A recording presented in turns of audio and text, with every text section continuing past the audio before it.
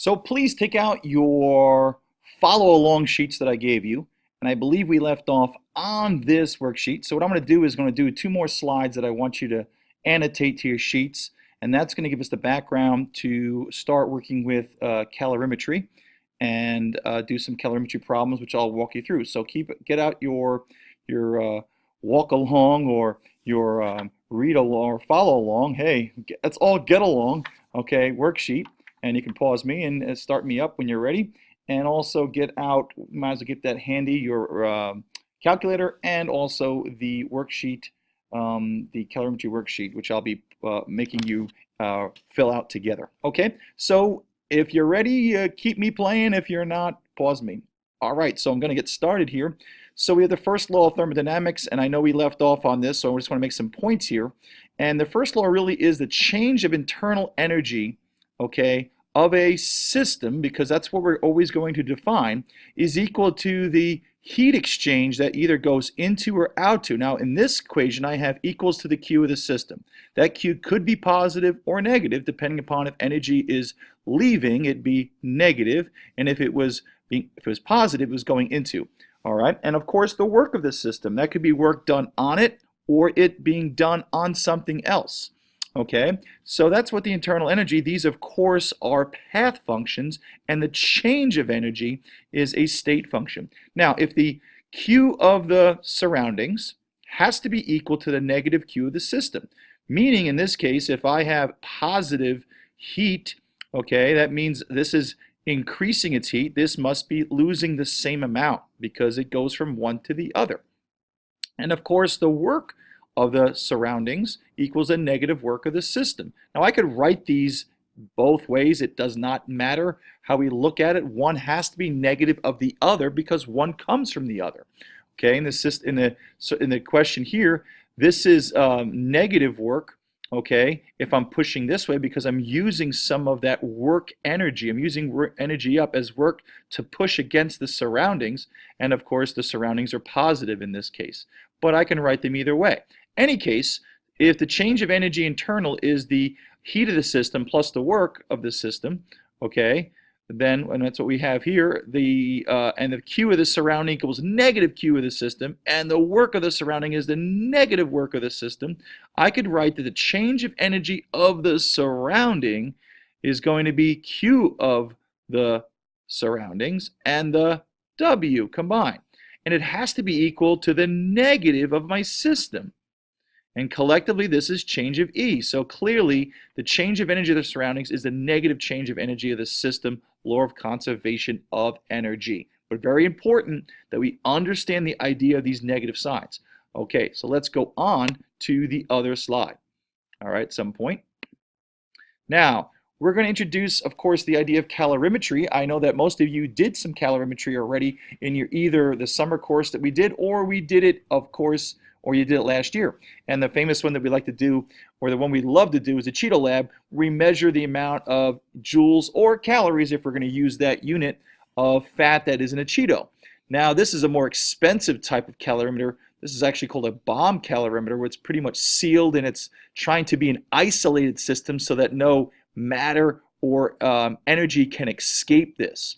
So this is our system, okay? Now, of course, the more expensive a calorimeter, the more closely it tries to become isolated, so no heat escapes, but it's impossible to stop the heat, so this, again, is an ideal scenario. Okay, so if you notice, I already clicked, the law of conservation of energy allows us to account for all of the heat flow within the system. So now we're discussing the system. We're going to maintain the idea that there's no heat exchange with or heat loss to the environment. We all know that's an impossibility, but if we have a real expensive one, there's a minimal amount that's lost. Any case, so look what I have here that popped up and I want you to add. Q of the system, and that's our calorimeter, is equal to two things we're going to say. It's going to be the chemicals that we put in the calorimeter. In this case, I have, I guess, platinum, all right, plus the energy change of the calorimeter equals 0. Now let me explain. What we do in a calorimeter is in a reaction vessel, we put some of the chemical. Now if we're using food, we would put, let's say, some cereal. And then from these wires, we would light them on fire, and the energy they give off would give off energy in this direction. So we would have energy flowing. So let me just try to write that. So essentially, I would have energy flowing this way, okay? Flowing this way, flowing this way, flowing this way. So that if we're going to be exothermic and heat's being released here, so energy's flowing outward, okay? And what we would say is the chemicals are losing energy in that part of the system. That's what the Q of the chemicals are. And then we have the rest of the calorimeter is the what? The container, the water, the stirrer, the thermometer. Okay, so this is all the calorimeter. And notice they're all equal to the what? The system. So what we're going to do here with this type of device, we're going to treat, of course, this is our system, and outside is the surrounding. But we're really trying to do is show that if we have an isolated system or one that is approximating isolation, that energy is going to flow from the one part of the system to the other, okay, because of conservation of energy. So if you think about it, the total energy of the system has to be the energy that the calorimeter absorbs or releases plus what the chemical does. Now, if you take my example, let's pretend we're going to burn some cereal to know how much energy is in, or calories or joules in a cereal. Energy is going to be released. I'm going to go from this area outward, okay? And therefore, the chemicals would have a positive Q, right? Whatever heat went from this reaction vessel outward that gets absorbed by the rest of the calorimeter, this Q would be negative because energy, is being released from this vessel, and the Q of the calorimeter, the water, everything else is going to be positive, and whatever is lost or given off by the what? The food or whatever I'm burning chemically is absorbed. Q released equals Q absorbed. So the total Q of the system stays 0 because none of it's released out into the surroundings. It's staying in the system. So as much as this releases energy, which means it's going to go down and be negative, this part of the system is going to go up in Q. And it's going to go up as much as this goes down, so therefore it stays 0. And if you understand that, the next thing you should write is Q of the calorimeter, or in this case I should say Q of the chemicals equals negative Q of the calorimeter, and put a big circle around that. That's really important. When we do calorimetry, this is what we like to think about. Because we're keeping this area where we're doing the measurement or changing of energy, right? We can only measure the change of energy. The Q of the chemicals equals the negative Q of the calorimeter, okay? Now we can set it up the other way. Q of the calorimeter equals negative Q of the chemicals, but that we're always about the chemicals. As being chemists, as being an AP chemistry, we want to set our system up, or at least a part of the system that we care most about is the chemicals. So of course, if we're after in an exothermic process, something releasing heat, okay, then I know that the calorimeter is going to go positive. Now this is so very important that I talk to you about this, because in calorimetry, what we do is we use the calorimeter or the water or the entire object here to measure the energy change in our substance. See, we can't measure the energy change in a chemical reaction directly because it burns, it changes.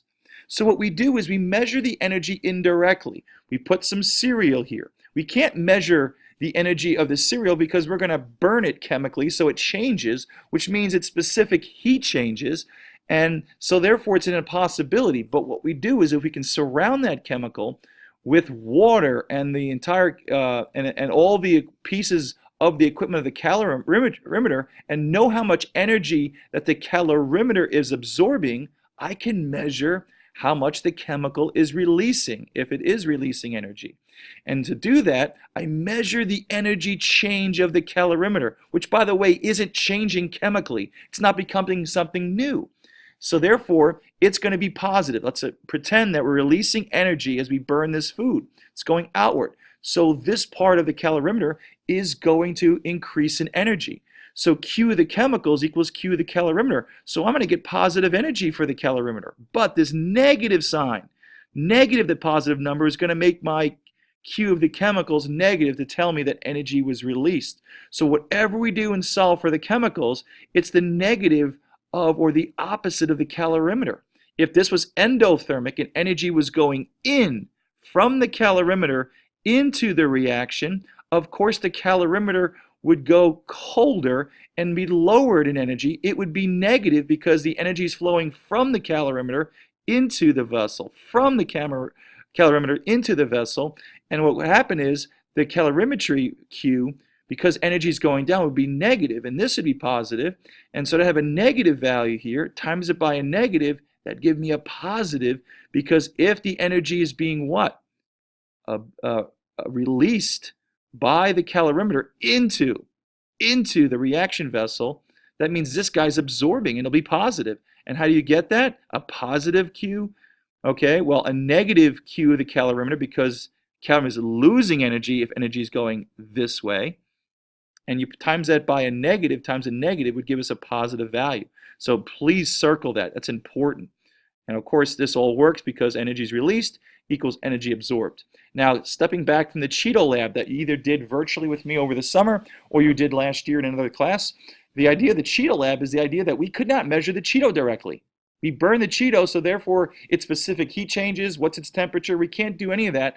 The Cheeto is chemically changing. We can't measure it directly, but we can measure, if we put water around it, how much the water is changing temperature. So we couldn't measure. So we use calorimetry to indirectly measure the energy of things that we can't directly measure. Okay, so moving on. Now, to the next slide we have here, and this is the last one we're going to do, and we're going to move on. We have Q of the chemicals equals negative Q of the calorimeter. Again, this is about the system, okay?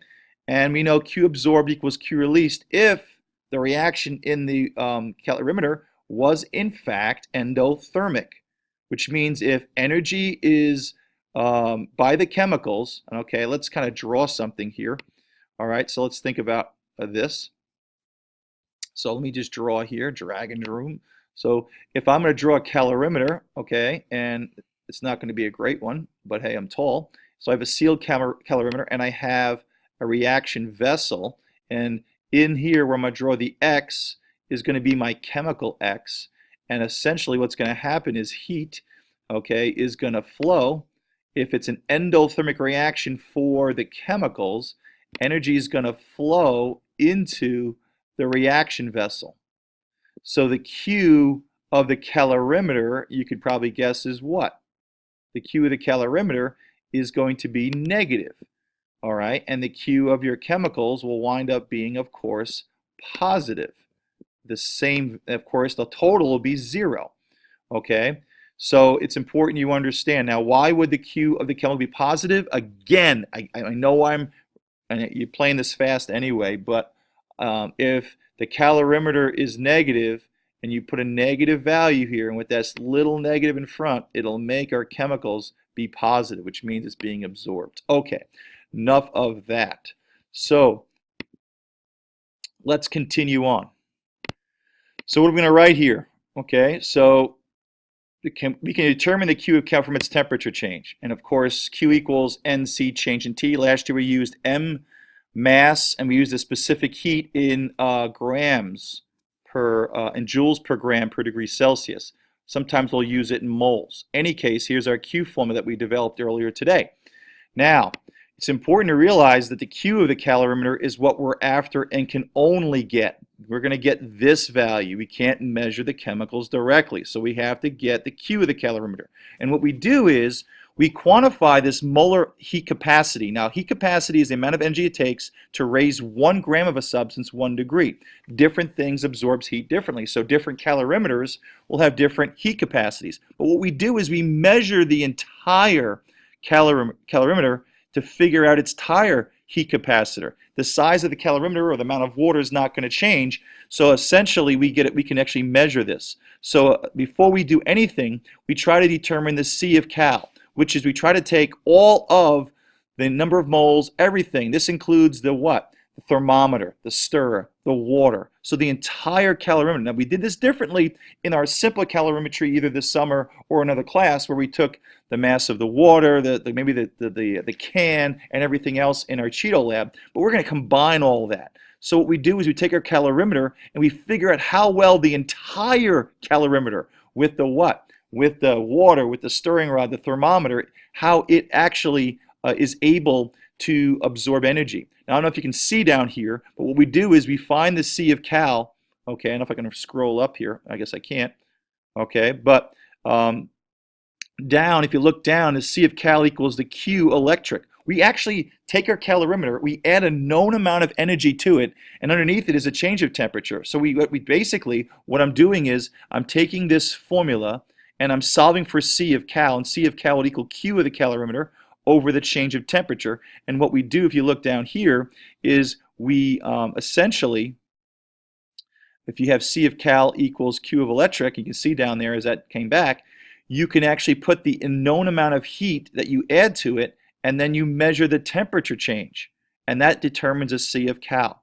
So we add a known amount, and then we measure exactly how much the temperature changed by that energy, and then we solve for C of cal. And having that, now all we do is use that and basically add the temperature change of that system, okay, of that calorimeter. When we do a reaction inside to find the Q of calorimeter, then we put it back into this formula and times it by -1. If you're not totally following, we'll be doing that soon.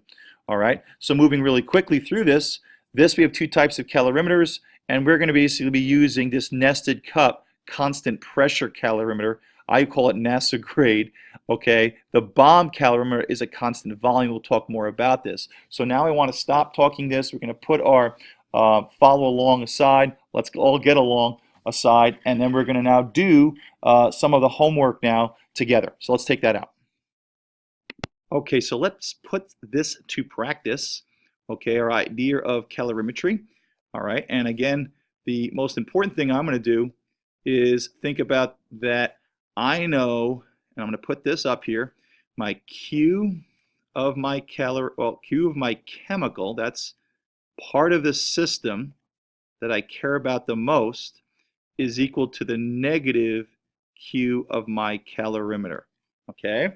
Remember, we are chemists. We're after the chemical changes. We can't measure them directly because our basic formula, Q, energy, is equal to, let's say, we can do MC change in T. That would be matter-specific energy. Sometimes it's going to be mole if the molar heat capacity is in moles. Okay, but we can't do that directly because if they change, what's the specific heat of the chemical as it's changing into something else? We can't determine that. Okay, so the first thing, absolute first thing, is we have to come up with our Q of cal. Now, what's the Q of cal? Well, as we talked about, the Q of the calorimeter is equal to, okay, the moles in the calorimeter change in temperature. And as I talked about, basically, we can take everything inside our calorimeter, that picture we dealt with, and we can quantify that into something called the C of cal. This is the molar heat capacity of the calorimeter. So if you have a calorimeter, we have the container, okay, we've got the water inside, maybe the reaction vessel, maybe some wires to burn them, okay, whatever the device, a stirring rod, a thermometer, all of that is collectively in the calorimeter. So what we're going to do is take the entire calorimeter, assuming we use the same amount of water, and we're essentially going to find its heat capacity. Now, how do I do that? Well, we take the Q of the calorimeter, and we say that the Q of the calorimeter, the heat that the calorimeter is going to lose or gain, that's what that means, okay, in our system, is of course equal to the C of the calorimeter, the molar heat capacity, its ability to what? Change temperature, and we're going to times that by the change in temperature. So what we do is we solve for the C of cal, and when you do that, the molar heat capacity of the calorimeter, I'm just doing algebra here, what I'm going to have is what? Q of my calorimeter over my change in temperature. Okay? And what we're going to do, and this question is really about this coffee cup calorimeter, that's, okay, constant pressure, calorimetry, And so we're going to take our very simple, now this is actually, it looks like a bomb calorimeter, so we basically have more of an open system here. But nonetheless, okay, we're going to do some constant volume. So a coffee cup calorimeter would be basically a coffee cup. Okay, we could put a lid on it, okay, and some water. It's going to be more simpler than a more sealed bomb calorimeter, which would be a constant volume. And there's a difference there. So we're doing constant, and there's a reason for me talking about this. So this is constant pressure, which is what you're going to basically see in all scenarios. Okay, so what we're going to do in this question is basically we're going to calibrate and find the C of cal. That's what this whole question is. So how do I do that? Okay, well, they're going to take a calorimeter and they're going to put a known amount of heat by a small electrical heater, and using some calculations, they can figure out that the heat that they added to the calorimeter is 3.45 kilojoules. So I'm going to plug that in here, and that gives me 3.45 kilojoules. Good times. Okay, I'm going to divide that. Now, after they put that heat into my calorimeter, they measured a temperature change. Now, we always do a temperature change. Remember, this is change in temperature. It's a state function.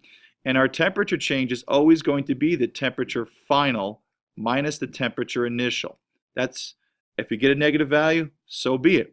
So what we have, temperature from 21.65 to 28.85. So we have an increase.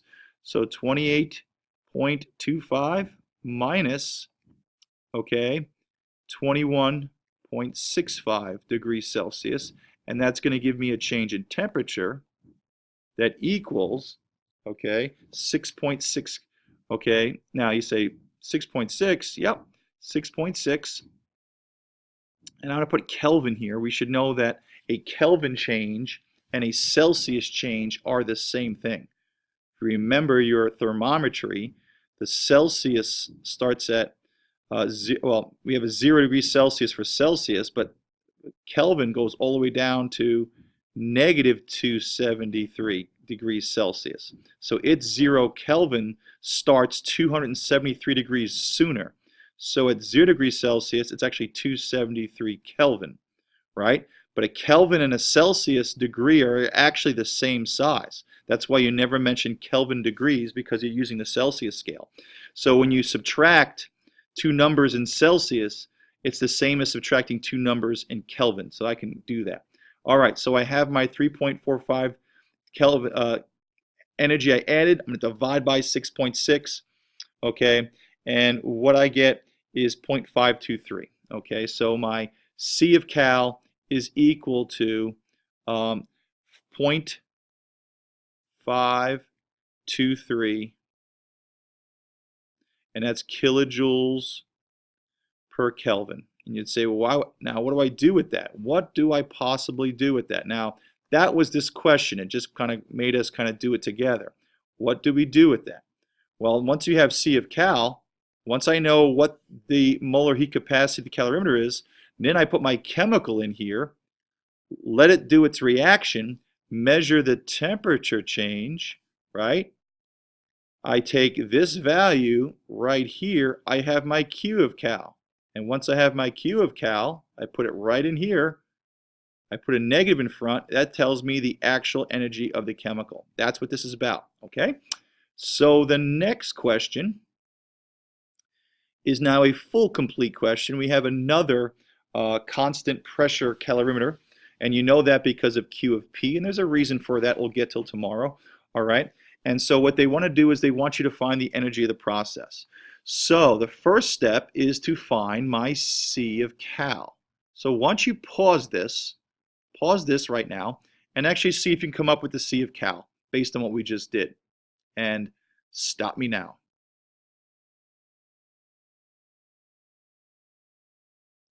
All right, so I'm assuming that you have tried to do this, okay? And I will show you how I did it, and here it is. All right, party people, starts with a Q of the calorimeter equals a C of cal. That's that what? Complete value of the entire calorimeter, okay, times temperature. And so I rearranged to solve for the C of calorimeter, and basically I took the energy that was added, a known amount of energy that was added to the calorimeter, and then I measured the what? The temperature change that occurred in my calorimeter. Okay, so I noticed it went up to 21.85. That's my final minus my initial. That gave me a positive. Make sure we carry our positive values here. That gave me a positive temperature change of 1.35. I made it into Kelvin. I mean, as I said before, a lot of times our values, okay, our molar heat capacities are in Kelvin. If you left it in Celsius, it would not really matter, okay, at this point. And then I solve for my value, and that's my C of cal. So good, we have our calorimeter that's going to be used in this problem or this lab. We have it all set up and calibrated to know how much how much energy it absorbs per a degree change in Celsius or Kelvin. Okay, so now we're going to start the next part of the problem, which of course, the next part of the problem is now the calorimetry. So now we have 1.75 grams of a solid salt. It's dissolved in water. The temperature falls in water. So basically what we're doing is we're taking our calorimeter, our constant pressure calorimeter. We could seal it, lightly seal it. All right, I guess that's basically an opening for a thermometer. And then we can have our water. And so the entire calorimeter consists of the water. It could be the container and the thermometer. Okay, and then we have the chemical being that was dropped in here. And energy is either going into or out. Remember, this is the entire system, the calorimeter and the chemical. All right, now, so we have 1.5 of a solid that's dissolved in water. The temperature falls. Okay, so this is important. The temperature is dropping, okay, from 21.85 to 21.44. So we have a drop in temperature, okay? Find the Q. Now the P means here constant pressure for the solution process. What they want to find, of course, is Q of the chemical. They want to know what the heat value of that chemical is that changed the surrounding of the system, the calorimeter.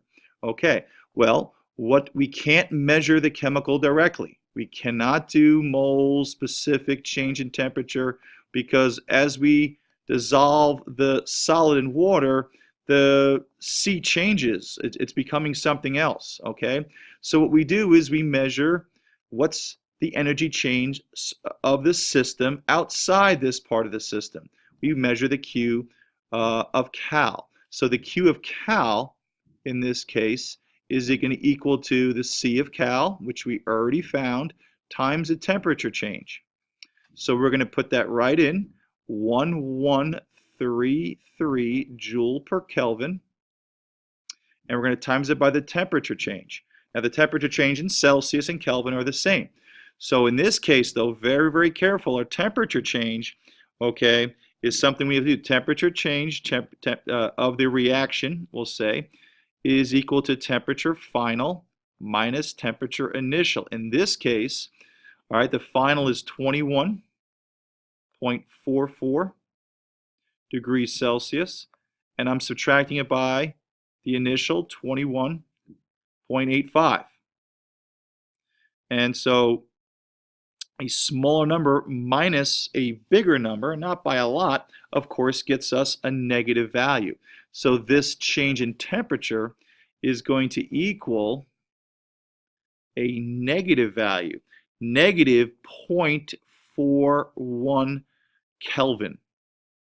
Okay, now that's important. All right, so we're going to put that in, negative 0.41 Kelvin. You can't make it absolute. You've got to carry these negatives. All right, now I'm going to times these two numbers, and as you can see, party people, that there is going to be some canceling. The Kelvin goes bye-bye, and again, a change in temperature in Celsius and in Kelvin are the same thing. And I'm going to multiply that through, and when I do so, I get the following. Let me just change my ink here. So the Q of cal is going to equal negative, of course, negative is one negative, 464, just putting this in my calculator, 0.53, and if you notice something, The joules are left standing, so that would be joules. And that's my Q of the calorimeter. Okay? Now, that's not my answer. I get it wrong. What am I after? I'm after the Q of the chemical. And what do we know, party people? Q of the chemical is equal to the negative Q of the calorimeter. So what's the Q of my calorimeter? It is negative 465. Let's just round for now because I'm running out of space. And of course, it's the negative of the Q of the cal. So I have to throw a negative here. And that's going to equal my what? Q of my chemical. And of course, a negative makes a positive value. And of course, this is positive 465. And the answer, of course, is in joules. Don't use your units. Make sure you use your units. Okay? And in any case, so what just happened? Well, the cal, okay, Q of cal was negative. That means energy must have been flowing from the calorimeter into the chemical when this dissolved, whether it's from the thermometer or the water, it's running in. And therefore, the calorimeter was negative. It went down in temperature, and that's why we had a negative change in temperature. What that means, of course, is the energy is going into the chemical. So therefore, the Q of chemical would be positive. In fact, we would call the Q of chemical endothermic. Why is it endothermic? Because it is effectively consuming, now in Regents chemistry we would say absorbing energy, but it's consuming this energy. It's taking the energy in. So energy is flowing into the chemical, and I'd say consuming is better absorbing because it's using that energy to make this process of dissolution or dissolving occur. All right, very important. Okay, so that's our answer is Q of the chem is positive 0.465 joules, which tells us the Q of our chemical is positive, means it's taking energy in from, in this case, the other part of the system, which is the calorimeter. And that's how we do it. Okay, so moving on to question 3.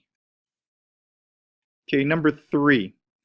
Constant volume calorimetry means that we're dealing with a bomb calorimeter.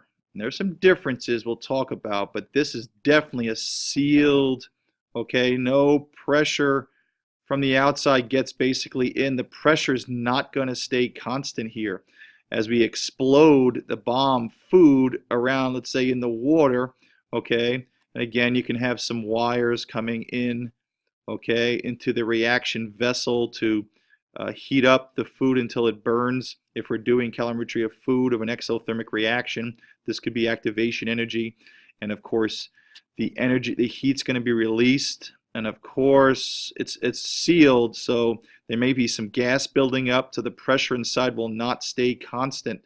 Okay, so this would be the Q of not P, but Q of V. This is going to be a constant volume. Now, there's some slight differences that I'll talk, but everything else we can consider to be the same here.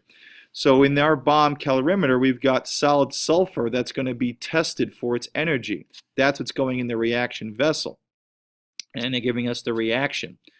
The calorimeter has a total heat capacity of what? What did they just give us? Yes, very good out there, party people. They gave us the Q of the cal. All right? So that's the Q of the cal, or this, I should say the C of the cal. I guess I'm even wrong. Okay? And certainly that happens more than enough, or too much, I guess. So let's get rid of that. So what they just gave us is not the Q of the cal, they gave us the C of the cal. Maybe. Okay, if I can write it. So the C of the cal. They gave us the molar heat capacity of the calorimeter. How'd they get that? Perfect. Yes, they added some known heat, okay, and solved for it. So in this case, they're giving it to us. The entire calorimeter, okay, has this molar heat capacity. Don't forget, molar heat capacity is the ability for this device to change temperature with a known amount of heat. So we know that to be 4.32 kilojoules per degree Celsius. And that's going to be a change, and they use Celsius or Kelvin's not going to change. Okay, so given that, they want the molar energy for the combustion of sulfur. Well, let's go find the Q of my calorimeter, which we know is the C of the cal times the change in temperature. So I already have 4.32, so put that in, 4.32, and that's going to be kilojoule over degree Celsius change. Now I need my temperature change. All right, well, the temperature of the calorimeter increased from 25.93 to 33.56. So my temperature change in temperature, of course, is temperature final minus temperature initial. And I'm going to take my final temperature, 33.56, subtract it by 25.93. And when I do so, I get a positive, make sure you really focus on knowing if it goes up or down, positive 7.63 degrees Celsius.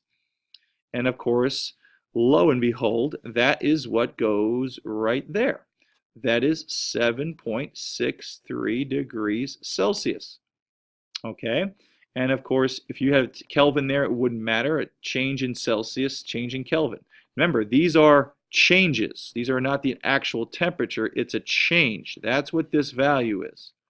We can't measure energy by just the temperature. We have to have a change. Okay?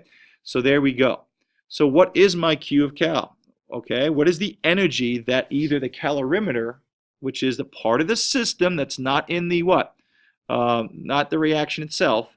Okay, what did it absorb or release? Well, we put this in. We know it's positive. We may want to write that to remind ourselves to transfer that.